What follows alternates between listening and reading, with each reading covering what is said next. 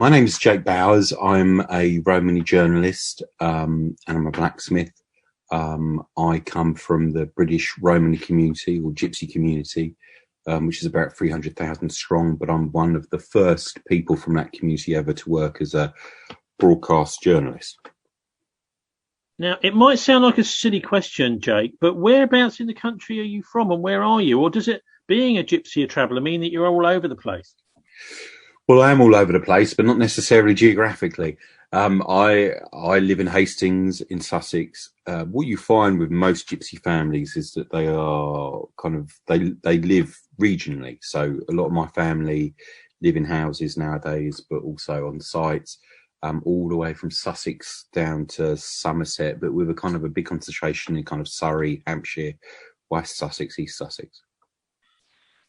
And becoming a journalist, did you find that there was any resistance amongst the profession to someone from your community getting into the profession? No, not really. I mean, I think one of the key things to remember with any form of freelance journalism is it's all about access and insight. And one of the first things I ever tell you when you're kind of learning to be a journalist is to write about what you know. And because I was probably one of the first people from my community to become a journalist, I found that I had an access and I had an insight which a lot of, let's just say, mainstream, what we would call gorger, non-Gypsy journalists, didn't really have. A lot of the journalists that I'd worked with in places like the BBC or on newspapers are frightened to go into the Gypsy community, which of course to us is quite funny because I kind of tend to think of us as being like spiders, which is some of us may have a nasty bite, but actually we have far more to fear from wider society than society ever has to fear from us. Why do you say that? Because when you have a look at the history of the relationship between the Gypsy community and the non-Gypsy community, whilst of course there is sometimes bad behaviour that comes out of the Gypsy community, the vast amount of pain and hatefulness has come from the wider world towards us. Historically in this country, that has meant the hanging of the Gypsy people, the deportation of the Gypsy people, the forced assimilation of the Gypsy people. Across Europe, that's meant the Third Reich Nazi genocide towards the Gypsy people.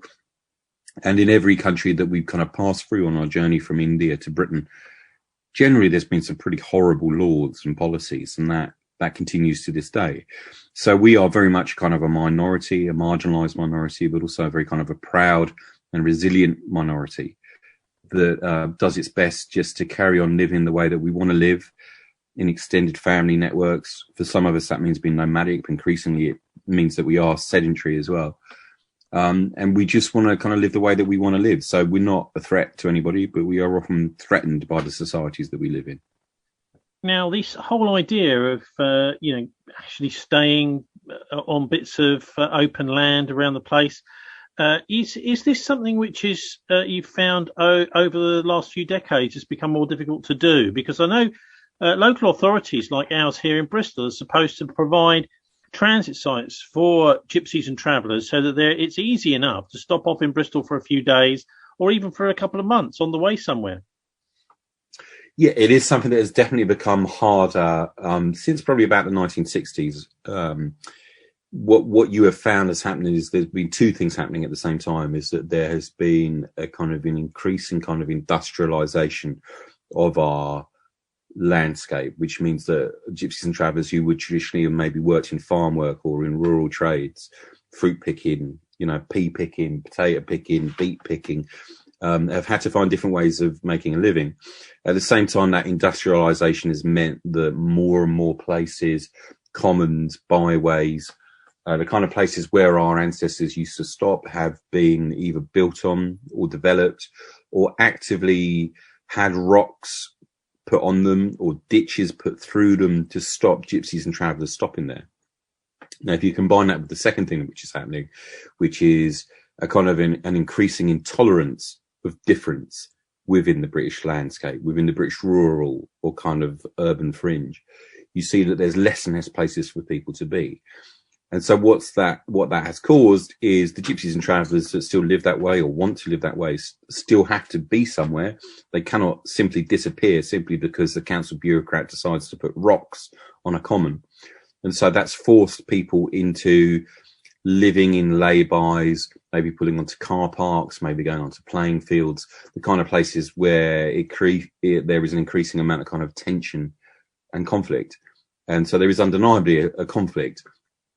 What we would say as a community is that the resolution of that conflict is not simply to try and legislate people out of existence, it's to make some space for us.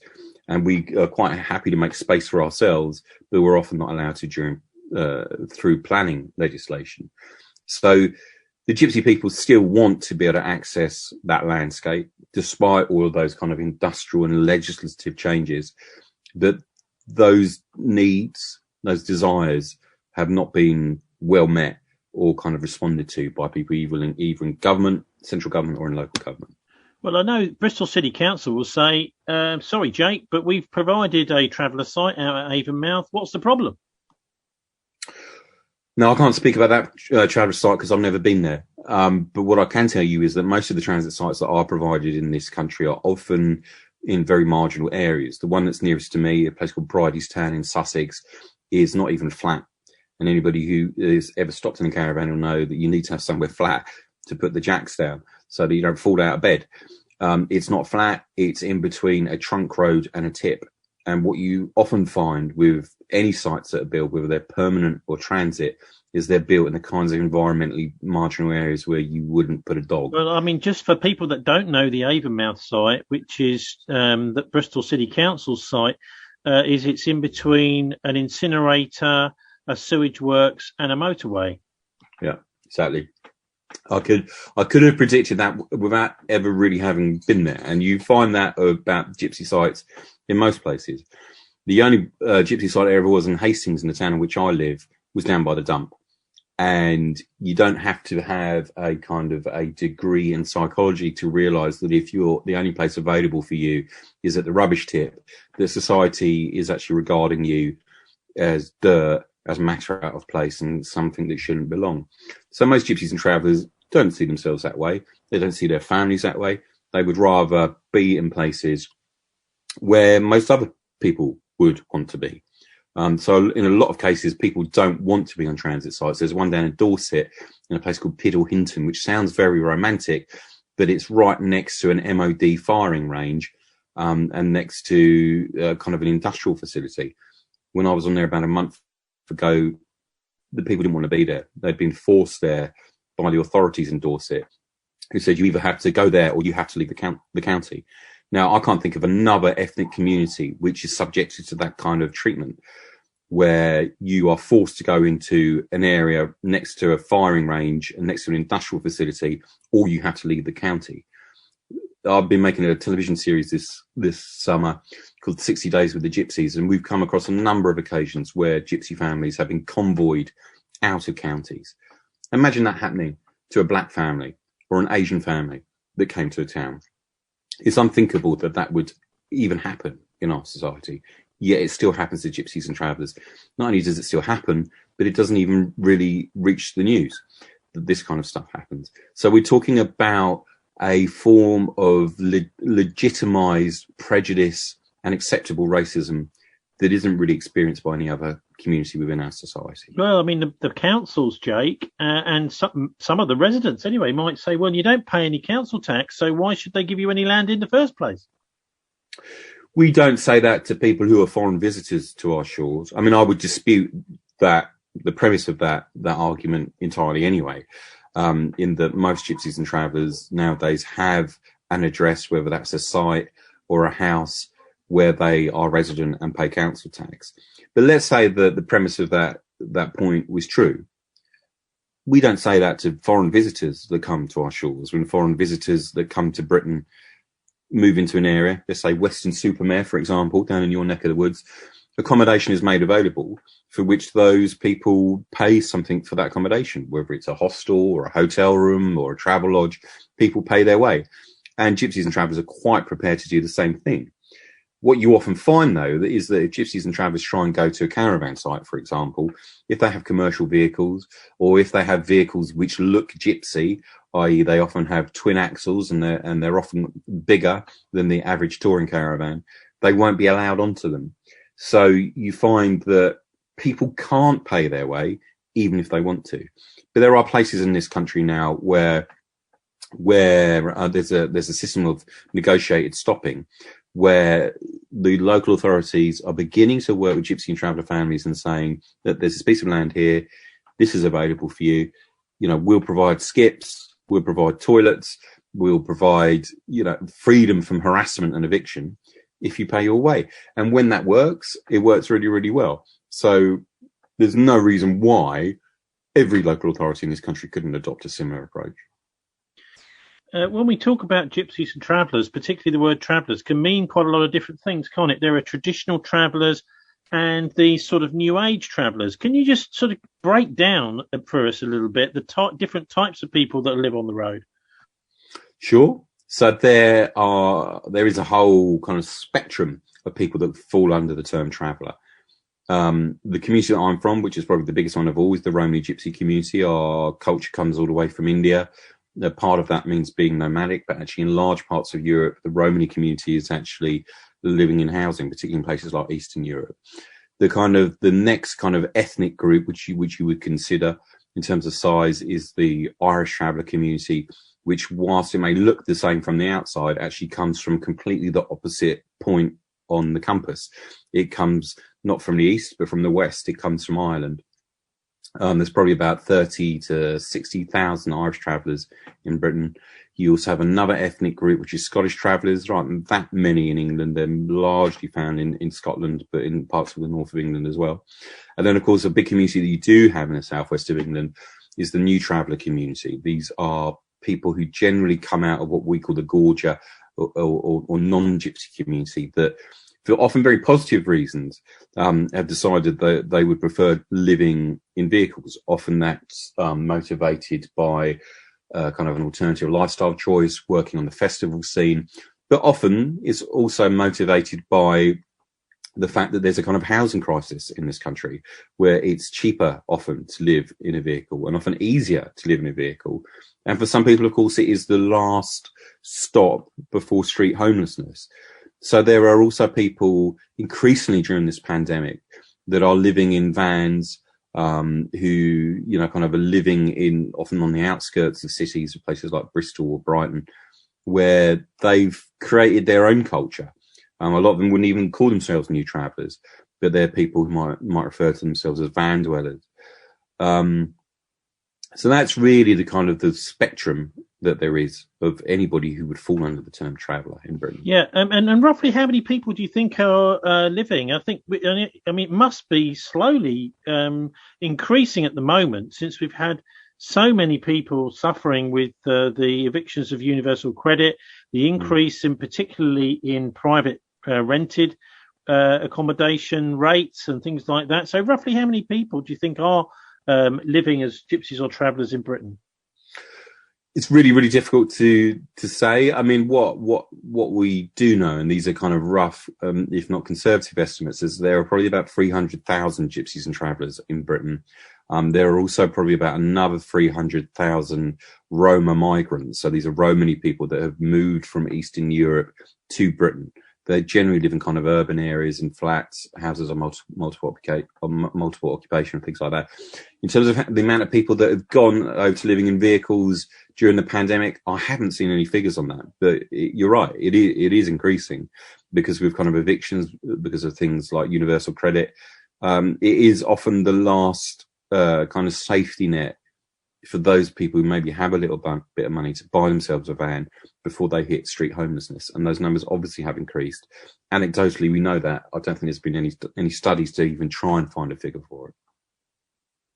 Well, this is part of the problem, isn't it? It's a part of our community that often gets forgotten when looking at, you know, actual numbers and totting up how to deal with social problems. Is often travellers and gypsies are just completely off the radar somewhere. But anyway, they're not off the radar at the Home Office, because we've got this police crime sentencing and courts bill coming down the tubes by Priti Patel, which is threatening to criminalise travellers who park up at the side of the road. The landowner can feel threatened, supposedly, and then phone the police, and they could potentially be arrested along with their children, the vehicles impounded, and maybe even doing quite lengthy jail sentences potentially. So can you just take us through this bill and what you think's behind it, and then maybe, you know, what can be done?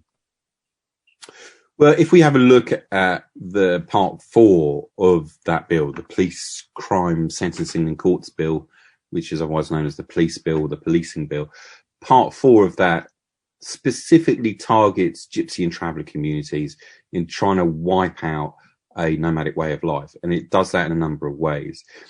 It brings in a new offence of criminal trespass to anybody who is residing on land where they don't have permission. Now, that could be anywhere. That could be a lay-by, that could be a common, it could be a byway, it could be a playing field, it could be a car park, it could be any of those things where people are forced to stop because there is a shortage of stopping places. And anybody found guilty of that can be given a £2,500 fine. They can have their vehicle seized, and they can also be imprisoned. So for the first time in British history, trespass won't be seen as a kind of a civil offence, a dispute between two parties, but a criminal one, where our police will be effectively kind of nationalised bailiffs who will be there to drive the community on, or persecute them, imprison them, fine them, and take their homes off them.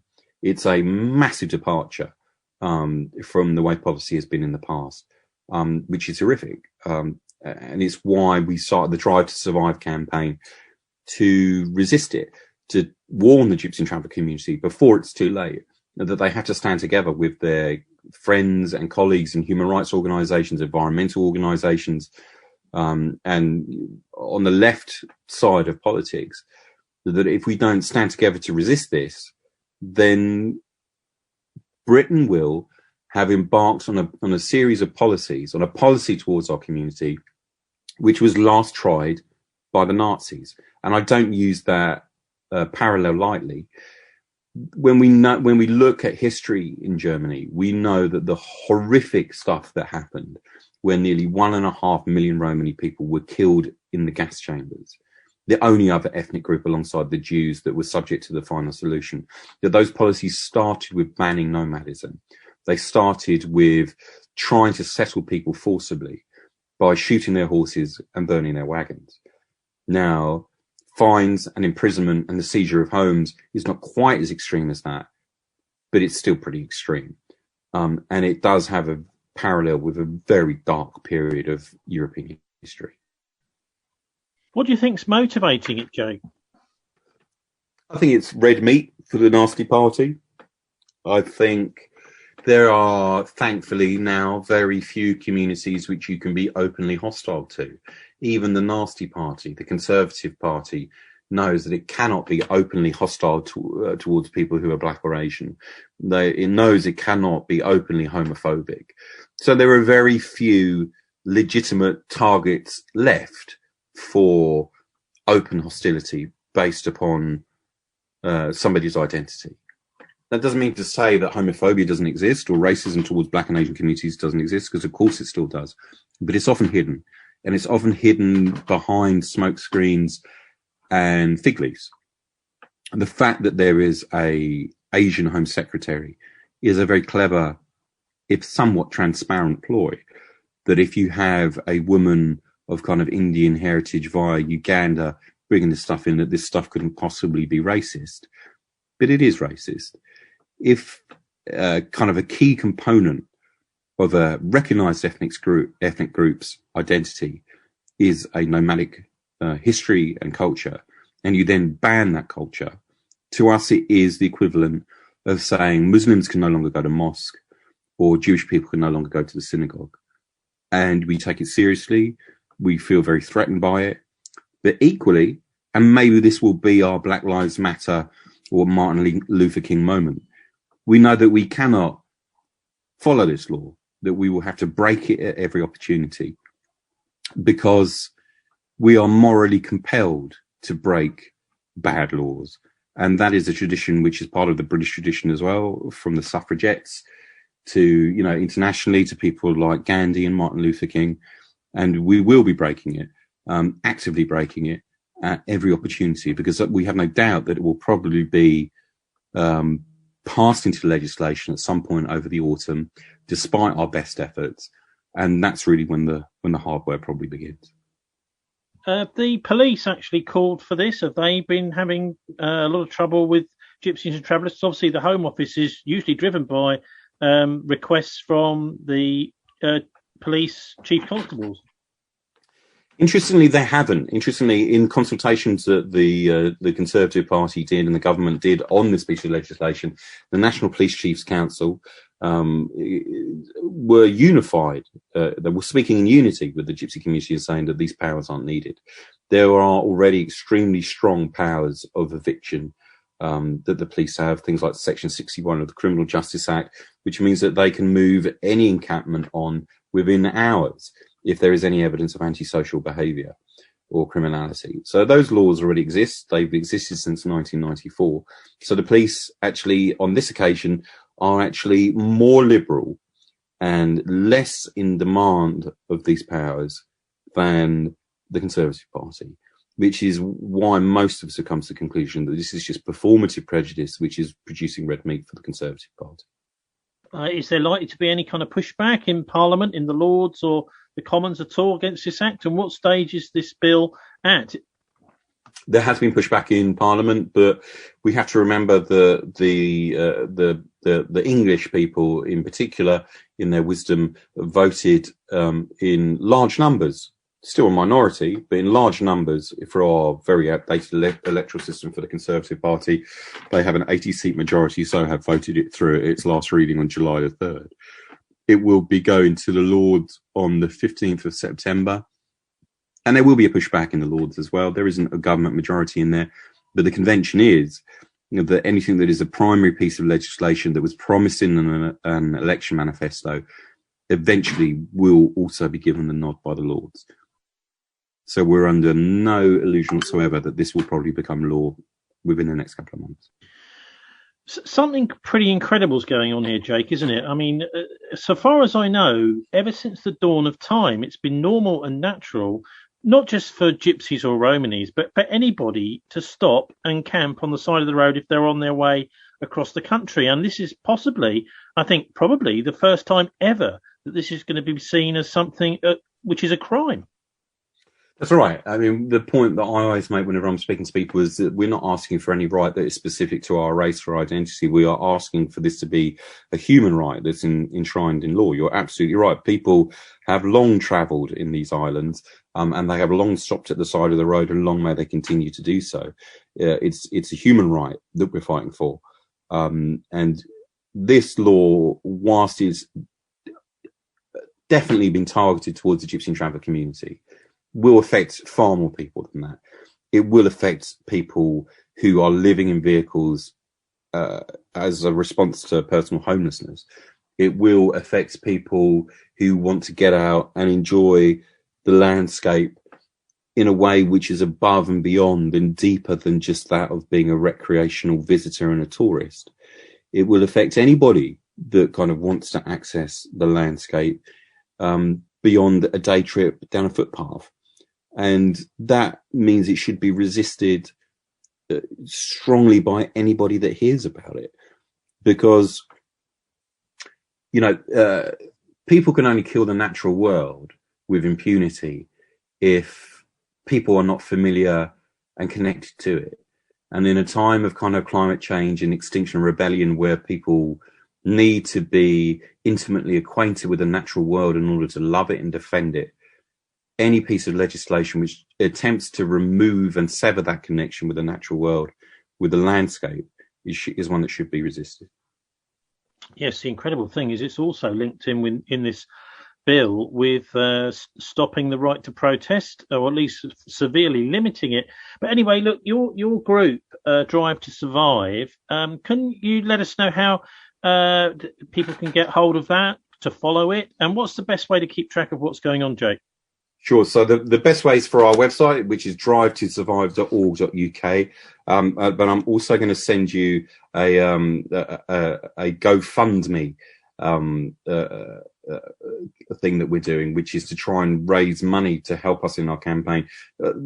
All of us are volunteers. We're not a charity. We've been up and running for about 2 months, and we really, really need all the help that we can get. Any fivers or tenors that people have got spare, you just need to go to gofundme.com/F then /drive, then the number 2 survive.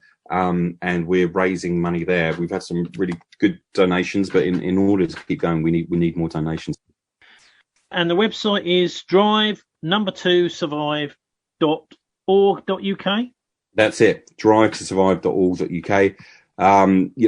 Everything that we're doing, we're trying to get as many people as possible down to the Conservative Party conference from the 2nd of October onwards to make some noise.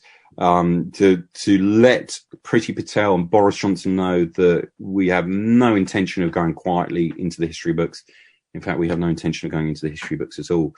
We will be fighting this tooth and nail when it becomes law. We have lawyers and barristers on standby to take this into the courts to show that this is a fundamental breach of human rights legislation that will be resisted at every turn until it is repealed.